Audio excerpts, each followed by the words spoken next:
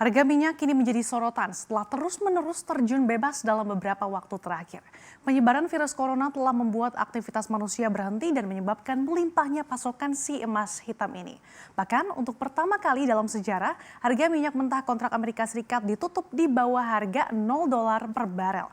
Oleh karena itu akan saya ulas untuk Anda dalam runtuhnya harga minyak. Harga minyak mentah berjangka Amerika Serikat untuk kontrak Mei ini anjlok gila-gilaan, lebih dari 190% sampai ke teritori negatif hingga di bawah $0. Bahkan secara intraday sempat menyentuh minus $40,32 per barel atau terendah sepanjang masa. Sebelum akhirnya berakhir pada minus di $37,63 Amerika Serikat per barel pada penutupan perdagangan 20 April kemarin. Nah, runtuhnya harga minyak WTI ini dipicu oleh para pedagang yang putus asa sehingga harus memberi diskon pembelinya demi mengurangi pasokan minyak seiring dengan kekhawatiran rendahnya permintaan. Sementara pasokan masih melimpah karena batas untuk kontrak Mei sudah hampir berakhir yaitu pada 21 April. Namun harga patokan minyak di bursa berjangka Amerika Serikat untuk perdagangan hari terakhir kontrak Mei ini sudah kembali positif alias rebound di atas $0 per barel hingga pukul 12:15 waktu Indonesia Barat tadi harga minyak kontrak Mei WTI berada di posisi $1,65 Amerika Serikat per barel, di mana ini tuh ibaratnya harga 1 liter minyak mentah jauh lebih murah dari harga air mineral di Indonesia. Sementara itu untuk kontrak WTI Juni diperdagangkan lebih aktif dan ditutup di level yang jauh lebih tinggi yaitu $20,43 per barel. Nah, spread antara Mei dan Juni pada satu titik ini melebar menjadi sekitar $60 yang terlebar dalam sejarah untuk dua kontrak bulanan terdekat. Sementara itu Presiden Amerika Serikat Donald Trump mengatakan akan mengambil keuntungan dari penurunan harga minyak yang terjadi dan akan membeli 75 juta barel untuk mengisi kembali cadangan strategis nasional negara itu. Kemudian sementara itu kita lihat juga ini harga minyak jenis Brent yang menjadi patokan pasar Asia dan Eropa hingga pukul 12 lewat waktu Indonesia Barat tadi ini nyaman bertahan di atas $20 Amerika Serikat per barel, tepatnya di $25,30 Amerika Serikat per barel. Nah, harga Brent ini memang lebih stabil ya ketimbang WTI atau light sweet. Karena WTI ini minyak acuan di Amerika Serikat dan sejumlah negara lain tidak banyak dipakai di tempat lain.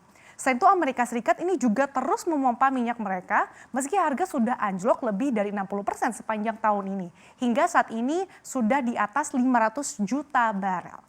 Nah, selain karena rusaknya rantai pasokan akibat corona, kondisi ini juga konsekuensi dari perang minyak antara Arab Saudi dan Rusia yang terjadi pada akhir Maret lalu.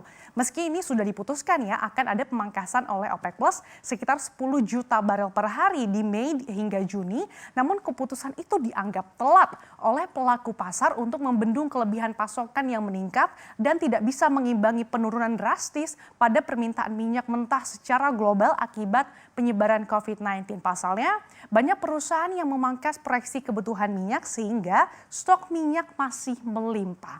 Lalu bagaimana dengan dampaknya di Indonesia? Kita lihat.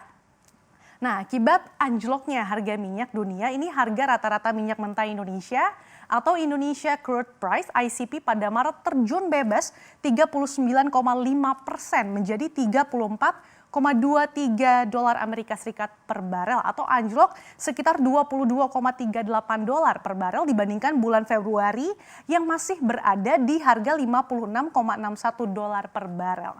Nah, harga ICP ini kan lebih mengikuti pergerakan harga Brent. Namun melihat harga WTI yang terus ambruk, resiko penurunan Brent juga masih ada. Nah, kalau kita lihat ini dalam skenario pemerintah, jika ICP tahun ini tertekan ke level $38 Amerika Serikat per barel, maka ini akan berat bagi ekonomi Indonesia. Dan jika makin merosot ke level $31 Amerika Serikat per barel, maka ini kondisinya akan sangat berat gitu ya. Kalau kita lihat juga ini dalam asumsi APBN 2020 diproyeksikan harga minyak Indonesia berada di level $60 Amerika Serikat per barel. Tentu saja, jika harga ICP terus menurun, ini akan berdampak pada APBN kita. Belanja negara jadi berkurang, sementara potensi pendapatan negara juga berkurang. Jatuhnya risikonya defisit lagi. Nah, setiap ada kenaikan ICP sebesar $1 barel, ini akan menambah penerimaan negara di kisaran 3-4 triliun rupiah. Nah, kalau ICP turun, tentu saja ini akan mengurangi penerimaan negara sebesar itu juga. Kemudian anjloknya harga minyak ini juga membuat bisnis hulu dalam negeri menjadi tertekan. Sehingga kontraktor migas ini ramai-ramai merevisi target produksi. Kemudian juga dampaknya terhadap lifting. Dalam jangka pendek ini akan berdampak untuk anggaran dalam kegiatan lifting. Kemudian untuk jangka menengah dan panjang ini akan berdampak ke investasi lain. Seperti eksplorasi, kemudian enhanced oil recovery atau EOR maupun proyek-proyek ini bisa terganggu ataupun malah tertunda. Kita lihat di slide selanjutnya lagi. Ya, permintaan minyak global mengalami penurunan signifikan akibat virus corona. Dan begitu dunia mulai keluar dari pandemi corona ini, pemulihan permintaan dan juga penawaran minyak cenderung berbeda dengan permintaan bangkit kembali lebih cepat daripada penawaran.